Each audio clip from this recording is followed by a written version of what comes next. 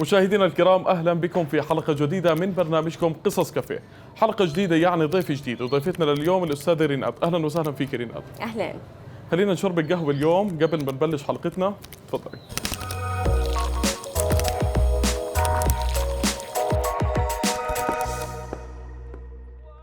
من هون لبتبرد القهوة خلينا إحنا نلعب لعبة أسئلة سريعة. جاهزة؟ أوكي. جاهزة. يلا. قهوة سادة ولا حلوة؟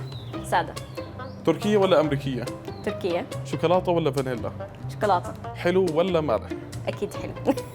شكلك بتحب الحلو. طيب، تصحي بدري ولا متأخر؟ بدري. كتب علمية ولا رواية؟ علمية. صيف ولا شتاء؟ أكيد صيف. أكيد صيف. طيب، سفر ولا شغل؟ سفر ولا شغل؟ يعني ممكن أحكي سفر. سفر، أوكي. أفلام ولا مسلسلات؟ أفلام. فريلانس ولا وظيفة؟ فريلانس. النص المليان ولا النص الفاضي؟ أكيد النص المليان. إن شاء الله تعالى. طيب، بدنا نشوف تقرير بسيط من الشارع عن موضوع حلقتنا لليوم، وإحنا خلينا نشرب قهوتنا. تفضلي.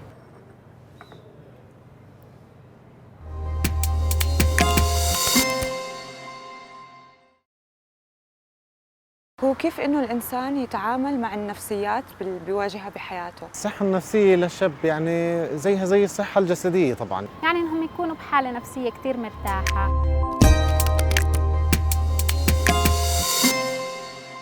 بالنسبة إلي إنه شفت كتير زادت. شوف، حسب الفئة، في فئات بعتقد إنه أثرت عليها سلبياً. أثرت بشكل كثير كبير على المجتمع. الإغلاقات اللي بتصير والحجر المنزلي طبعاً أكيد، والخوف من الإصابة بالمرض.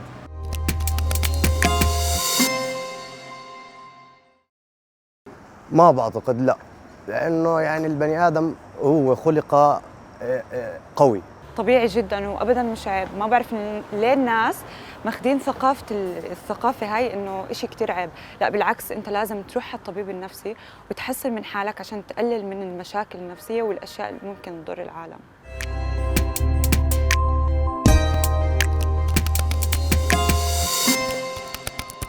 طيب ريناد، خلينا نبدأ بأول فقرة من الأسئلة، وهي الأسئلة الشخصية لنعرف أكثر عن حياة ريناد الشخصية. أول سؤال ريناد، خلينا نعرف مين ريناد؟ وين اليوم حابة توصل ريناد في حياتها؟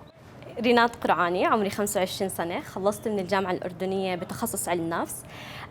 بحب صراحة كتير الركض، فكنت عداءة. بنفس الوقت بلعب الكمان. كتير نفسي إني أكون من الأشخاص اللي بيشاركوا بماراثون بحياتهم، وبنفس الوقت أكون عن جد موسيقارة أقدر اليوم أطلع على مسارح وأقدر أعزف الكمان. ريناد، دائما ما تلعب الطفولة وفترة الطفولة دور في بناء الشخصية. خبريني أكثر، طفولتك شو كان لها دور في شخصيتك لليوم؟ طفولتي كان لها دور كتير كبير صراحة، من أكثر من نواحي. تحديداً طريقة التربية اللي نحن تربينا عليها.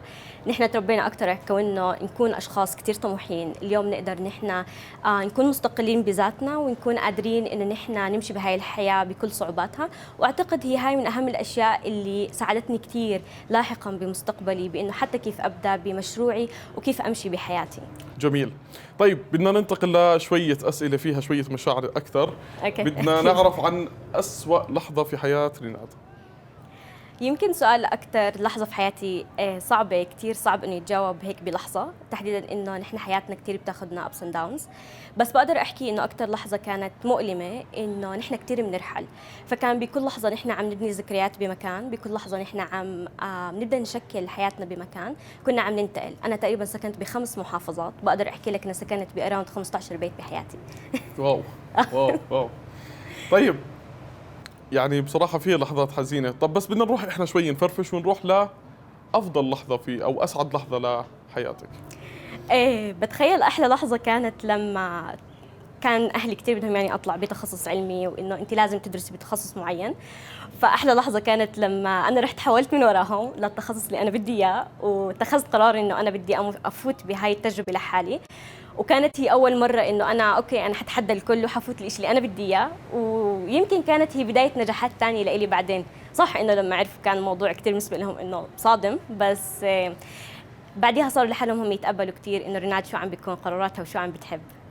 أعتقد ريناد ممكن الواحد لما يثبت صحة قراره ونجاح قراره، هذا الإشي ممكن يشفع له بالضبط. أكيد. الأشياء اللي كانت قبل. طيب، نروح للسؤال الأخير من الأسئلة الشخصية، بيحكي إنه لكل شخص في هالحياة نقاط ضعف ومخاوف بخاف منها. شو أكثر مخاوفك في الحياة؟ أكثر مخاوفي إنه أفقد الشغف، وإني أكون بلحظة من حياتي إنه بطل عندي حلم، بطل في عندي هدف، بطلت أشوف بالحياة في أمل. فأتخيل هي رح تكون أصعب لحظة. انتهينا من الأسئلة الشخصية، خلينا نروح لنعرف أكثر عن مشروعك ريناد.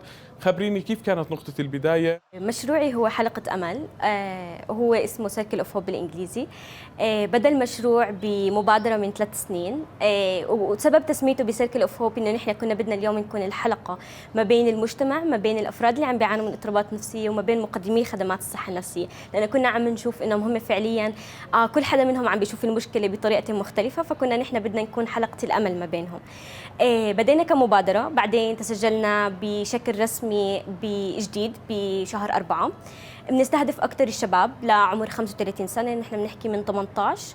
بنفس الوقت عم نشتغل على كيف نحن اليوم نوعيهم، كيف نبني اليوم قدراتهم ومهاراتهم بما يتعلق بكيف يتعاملوا مع ظروف الحياة الصعبة، لنحميهم من احتمالية إصابتهم باضطراب نفسي، تحديدا إنه نحن بنشتغل معاهم ما قبل الإصابة بالاضطراب النفسي.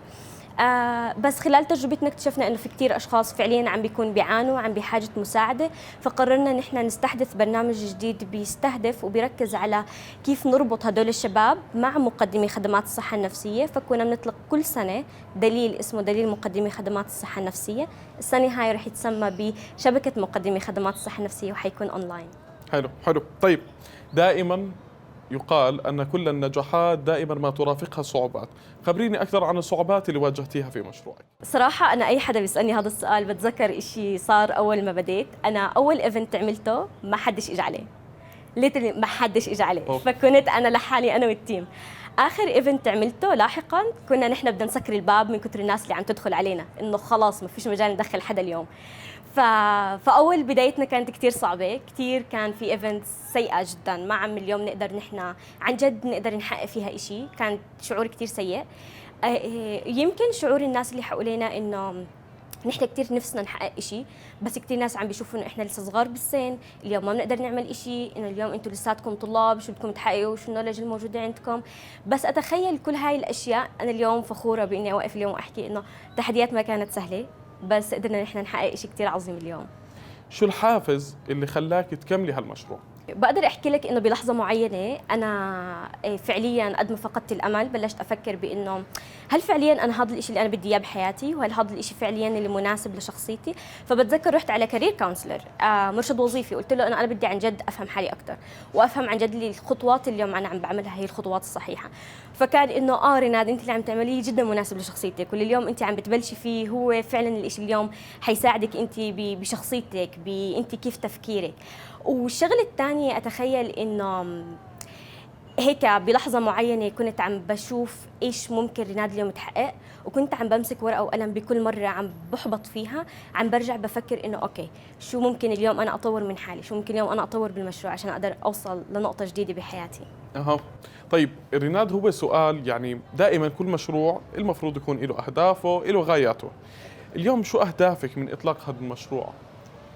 بشكل أساسي إنه أنا أقدر اليوم أشكل جيل من الشباب قادر عن جد يكون عنده قوة نفسية وعنده مرونة نفسية عالية، قادر اليوم إنه يتعامل مع المشاكل اللي عم بيتعامل معاها أو عم بيمر فيها، بنفس الوقت قادر يكون عنده مهارات اليوم قادر هو يتطلع فيها على أنا شو ممكن أحقق، أنا كيف ممكن أواجه المشاعر الصعبة، كيف ممكن أواجه الفشل. حياتنا بالأردن ما بنقدر ننكر إنه فيها كتير صعوبات حتى لو كانت مادية أو اجتماعية، بس كيف أنا أقدر أتعامل مع كل هاي الظروف وأخلق منها أمل هو الإشي اللي حيفرق اليوم أنا بصير معي اضطراب نفسي أو لا. فأنا هدفي إنه عن جد يكون الشباب مؤهل ومدرب اليوم إنه يقدر يتعامل مع هاي الصعوبات. طيب سؤالي هو، طب هدول الشباب أنتم كيف عم تستهدفوهم؟ كيف عم تختاروهم؟ عم نستهدف صراحة بطريقتين. الأولى إن نحن اليوم عم نشوف السوشيال ميديا، وهي أهم الأدوات اللي عم نستخدمها صراحة. عم نستهدف عن طريق صفحتنا على السوشيال ميديا، فيسبوك، انستغرام. أوقات بنعمل نحن بروموشنال كامبينز عشان نقدر نوصل للشباب. الطريقة الثانية إنه بنحاول من خلال شركاتنا، لأنه نحن بنآمن إنه اليوم الشباب اللي عم بيعملوا تغيير بالمجتمع، الليدرز اللي بيكونوا من ضمن مؤسسات كبيرة عم بيواجهوا تحديات. فإذا هدول الناس الليدرز اليوم ما كانوا عم بيكونوا صحيين نفسيا، اليوم قادرين يتعاملوا مع ظروفهم الصعبة، كيف هدول بيقدروا يحرزوا تغيير بالمجتمع. فكان بالنسبة لنا هدول كتير مهم اليوم نركز عليهم ونشتغل معاهم. فهذا الإشي اللي خلانا إنه لا، حنعمل شراكات مع الناس اللي عندهم قادة وعم بيطلعوا قادة، وحنتأكد ونضمن إنه هدول الشباب عم بيكونوا سليمين نفسيا. حلو حلو. طيب أثناء هالقصص وهالتعاملات اللي أنت عم تتعامليها مع مختلف الفئات من المجتمع، تحدث قصص مختلفة ومتنوعة. أنا حاب أسمع منك قصة إيجابية صارت معك ضل فيها أثر لليوم مع ريناد. قصة جديد صارت صراحة، وكان بالنسبة لي إنه إشي كتير حلو. إنه واحد من الشباب قبل يمكن 4 سنين كان بيمر بفترة كتير صعبة، كان هيك نفسيته كتير متضايقة. ما بقدر احكي انه هو كان مريض نفسي، بس كان مش عارف شو يعمل بحياته، مش قادر اليوم يتخذ اي قرار. فوقتها قعدت معه وحكيت له انه اوكي، خلينا نقعد من البدايه، خلينا نفكر بالمشكله، خلينا نحلل اكثر شو الظروف وكذا. وبناء عليها حتى قلت له يعني انت هلا بتقدر تتخذ القرار اللي بتحبه بحياتك. فاتخذ قرار انه يغير تخصصه. فجديد بعت لي انه ريناد شكرا كثير لك، انا اليوم تخرجت من الجامعه واليوم انا حصلت على امتياز بتخصص الجديد اللي حولت له. انا جدا سعيد وممنون للحظه اللي جمعتنا انه نحن اقدر استفيد من الشيء الموجود عندك. فكان بالنسبه لي انه يعني قدرت اغير حياه حدا بشيء كثير بسيط. لطيف لطيف جدا. عم بتخيل قد ايه هالشعور كثير حلو انك تتركي او تغيري وتعملي اثر في حياه الناس الثانيه. اكيد طبعا. خبريني اكثر، شو الاهداف او وين انت شايفه هالمشروع رايح، او شو الفيجن تبعتكم لبعد، خلينا نحكي على فرض 5 سنين؟ هدفنا اليوم بحلقة أمل خلال ال5 سنين الجايين أن نقدر ندرب ما بين 5 ل 10 ألاف شخص قائد قادر اليوم يحرز تغيير بمجتمعه، بنفس الوقت قادر اليوم يكون مالك للمهارات النفسية السليمة اللي بيقدر ينقلها لمجتمعه مع تغييره، مع يعني التغيير اللي عم بيعمله بالمجتمع. بنفس الوقت نكون قادرين نطور أدوات بيقدر الشاب ببيته يفهم حاله أكثر، يعرف كيف يتعامل مع الظروف الصعبة ويطلع من الحياة اللي هو عم بيعيشها اللي ممكن بتكون عم بتأثر عليه. بنفس الوقت نكون عم منشكل أكبر شبكة من مقدمي خدمات الصحة النفسية بالبلد. نتمنى لكم التوفيق اكيد في خططكم شكراً. المستقبليه. طيب لو خلينا نحكي من لما بديتي المشروع لليوم، اكيد مريتي بتجارب عديده، لو طلبت منك تلخيص لابرز هاي التجارب شو ممكن تخبريني؟ ممكن أخبرك ببدايتها الصعبة، ممكن أخبرك الفريق اللي كان بالأول عم بيحاول بكل طاقته، بعدين ممكن أخبرك عن الناس اللي كانت عم تدعمنا والناس اللي كانت عم تتخلى عنا بلحظات مع إنهم كانوا بالنسبة لنا مهمين. وممكن أحكي لك عن قد إيه نحن اليوم قادرين نكون كمؤسسة مستقلة ماسكينها شباب بكل أشياء فيها من الألف للياء. بنفس الوقت قادرين نحن نثبت قدام كل الناس وكل الأشخاص اللي كانوا بلحظة معينة عم بيشوفوا إنه نحن مش مهمين، إنه هلأ عم بيجوا بيحكوا معنا وبيكونوا سعيدين بالمرحلة اللي وصلنا لها بشغلنا. جميل جميل جدا. طيب ريناد، انت بلشتي بعمر الشباب، فشو ممكن توجهي نصيحه لفئه الشباب اللي حابين يبلشوا مشاريعهم او يتطوروا في تخصصاتهم؟ حوجه شغلتين. الأولى إنه إذا اليوم أنت عن جد عم بتآمن بشيء وعم بتشوف إنه هذا الإشي هو الإشي اللي أنت بدك تحققه بحياتك ونفسك اليوم إنه تحرز فيه بمجتمعك يعني تغيير، فما تفكر ابدا بقد ايه ناس رح تحبطك، لانه بكثير عالم او بكثير لحظات الناس ما حتزقف لك وقت لتبدا ووقت لتكون الامور صعبه، بس وقت لتنجح حتى الناس اللي حواليك اللي بيحبوك ممكن ما يزقفوا لك وحيأثر فيك. بس دائما ركز على الهدف والقضيه اللي انت اليوم عم تشتغل عليها. الشغله الثانيه انه دائما اعمل الإشي بكل شغف، اعمل الإشي بكل حب. ما تستاء لما اليوم بتشوف حالك لحالك وبتزقف لحالك، مع انه نحن تعلمنا ايد واحده ما بتزقف، بس اليوم عادي زقف بايد واحده ووقف على رجليك، لانه باللحظه اللي حتتخذ فيها قرار انه انا حكون قوي ما حدا تاني حيقدر يخليك ضعيف. صحيح، جميل جدا. ريناد، بعد هالتجارب المتنوعه لو التقينا في خلينا نحكي في مكان معين في زمان مختلف عن اليوم، شو الاشي اللي حتكوني حابه انه تغير في مشروعك وحتى على مستوى الشخصي؟ لو التقينا بعد فترة من الزمن أتخيل إنه واحدة من الأشياء اللي رح تكون تغيرت، بقدر أحكي إنه طريقة تعاملي مع الأمور. على الرغم من كل الاشياء اللي تغيرت بكيف انا اليوم عم بتصرف كريناد، كيف اليوم انا عم بحكي، كيف اليوم عم بدير الفريق تبعي، لكن اتخيل انه هذا الجانب برضه حضل اطوره اكثر. فحتخيل انه شخصيه ريناد حتكون مختلفه. اتخيل اني حكون كملت الماجستير تبعي بالتخصص. واتخيل بنفس الوقت حلقه امل عم تشتغل بدول ثانيه مش بس بالاردن. ان شاء الله يا رب، الله إن شاء كريم.